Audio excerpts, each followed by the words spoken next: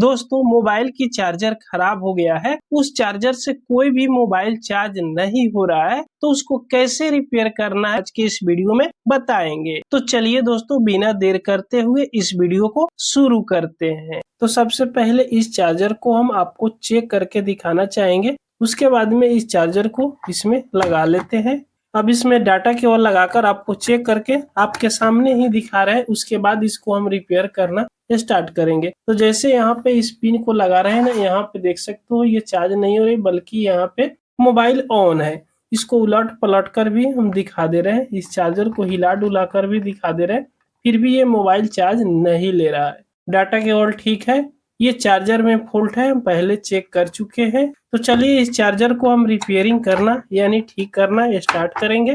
तो सबसे बड़ी बात रहती है इस चार्जर को खोलना, ताकि इस प्रकार की जितने भी चार्जर आता है ना, ये आराम से नहीं खुलता है, बहुत मेहनत करने के बाद ही ये खुलता है।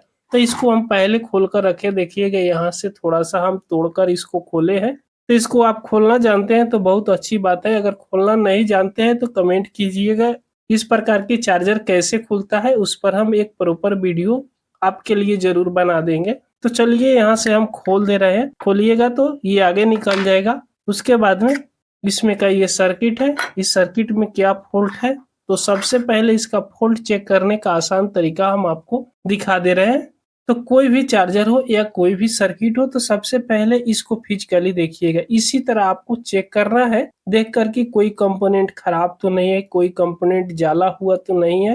तो इस साइड देखिएगा ना, तो टोटल एसएमडी कंपोनेंट लगा हुआ है, इसमें कोई कंपोनेंट जला हुआ नजर आ रहा है या ठीक नजर आ रहा है। इस तरफ पलट कर देखिएगा, ये जो बड़ा बड़ा कंपोनेंट है, ये कंपोनेंट भी अक्सर खराब होता है, तो इसको भी आप चेक कर लीजिएगा। तो अभी इसमें आप देख रहे होंगे तो आपको कोई ना कोई कंपोनेंट जरूर खराब नजर आ रहा होगा। जैसे में ये कैपेसिटर देखिएगा, ये फूल गया है, यहाँ पे देखिएगा हल्का सा ये फट भी गया है और फूला हुआ है। तो पहले तो इस कंपोनेंट को चेंज करना है, तो इसको यहाँ से पहले निकाल लेंगे।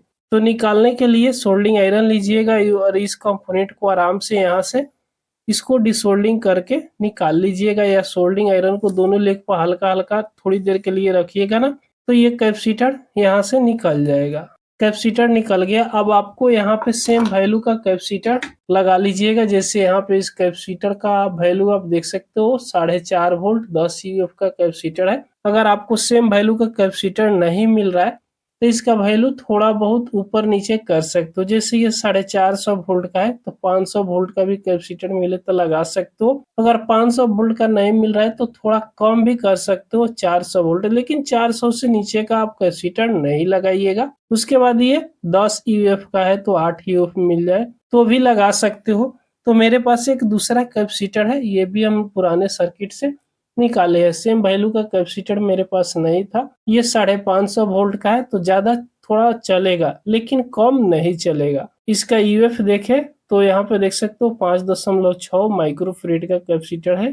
तो इसी कैपेसिटर को हम लगाने वाले हैं। तो इस कैपेसिटर को लगाइएगा, जब निकालिएगा तो इसका माइनस प्लस देख लीजिएगा, उतना तो जानवे करते हैं। इस सर्किट पर भी माइनस प्लस लिखा हुआ है, यहाँ पे प्लस लिखा हुआ है, ये पूरा ब्लैक है जो माइनस है। सेम उसी प्रकार इस कैपेसिटर पर भी आपको देखने को मिल जाएगा। एक तरफ देखिएगा तो ये व्हाइट पट्टी बनी हुई रहती है, इस पे माइनस का सिंबल रहता है, तो इसके जस्ट बगल वाला माइनस है और दूसरे साइड वाला प्लस होता है। तो सेम इसी प्रकार इसमें कैपेसिटर लगाकर इस तरह लगा दीजिएगा और इसको सोल्डिंग कर लीजिएगा। तो ये कैपेसिटर को यहाँ पे सोल्डिंग कर लिए। सोल्डिंग करने के बाद आपके पास तो टूथब्रश पुराना जरूर होगा, इसे साफ कर लीजिएगा।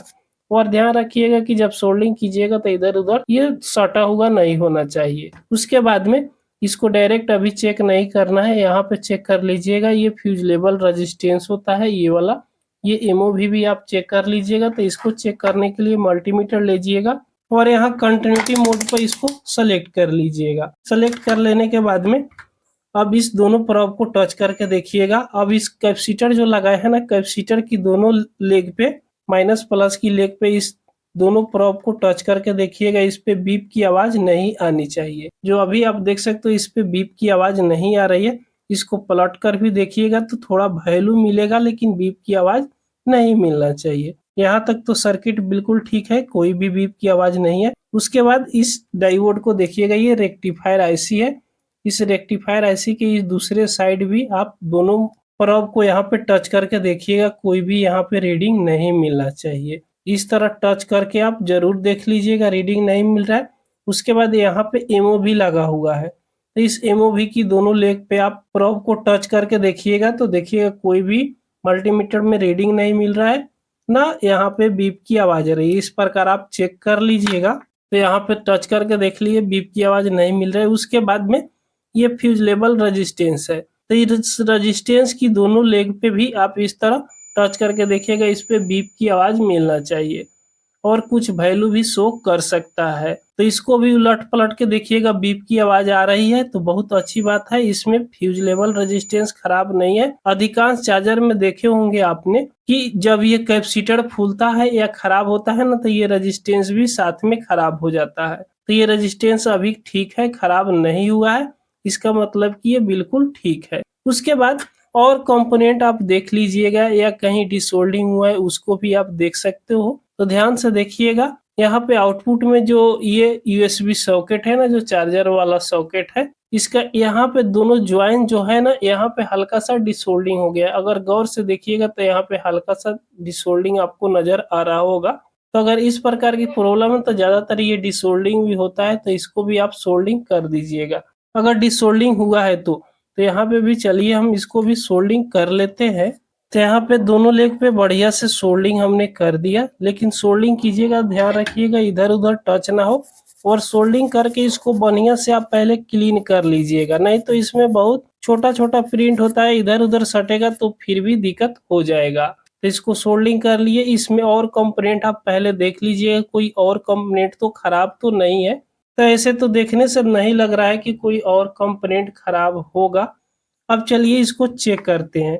तो चेक करने के लिए चलिए सेम उसी प्रकार पहले इसमें फिट कर लेते हैं। तो इस चार्जर में आप जिस तरह था उस तरह पहले लगा दीजिएगा, उसके बाद में इसको चेक करके आपको देखना है। तो यहाँ पे इसको फिट कर दिए, उसके बाद में अब चलिए इस बोर्ड में यहाँ पे लगा लेते हैं। यहाँ पे लगा दिए, उसके बाद में अब चलिए डाटा केबल को हम लगा लेते हैं। तो इस प्रकार, और जब भी चेक कीजिएगा ना तो सीरीज बोर्ड से ही चेक कीजिएगा, इस सीरीज बोर्ड से ही कनेक्शन हमने किए हैं। अब चलिए इसमें चार्जर लगाते हैं। जैसे चार्जर लगाए, यहाँ पे देखिएगा ये ऑन हो गया, बस कैपेसिटर खराब था और डिसोल्डिंग हो गया था। ये 100% यहाँ पे वर्क कर रहा है, आपके सामने यहाँ पे हम चेक करके दिखा दिए। चलिए इसको बंद करके फिर दोबारा हम चेक करके आपको दिखा दे रहे हैं। जैसे लगाए यहाँ पे देखिएगा ये काम करने लगा। तो दोस्तों चार्जर में ज्यादातर फॉल्ट नहीं आता है, यही कैपेसिटर या फ्यूज ज्यादातर खराब होता है, या ये यूएसबी सॉकेट डिसोल्डिंग हो जाता है। यही 3 फॉल्ट सबसे ज्यादा आज तक हमको चार्जर में मिला है। तो दोस्तों ये वीडियो आपको पसंद आई हो तो एक लाइक जरूर कर दीजिएगा। अगर हमारे चैनल पर पहली बार आए हो तो सब्सक्राइब जरूर कर लीजिएगा। अगर किसी भी प्रकार की और फॉल्ट आ रही है आपके चार्जर में तो कमेंट में हमको जरूर बताइएगा, उस पर एक हम प्रॉपर वीडियो आपको बनाकर जरूर देंगे। पूरा वीडियो देखने के लिए आपको बहुत बहुत धन्यवाद।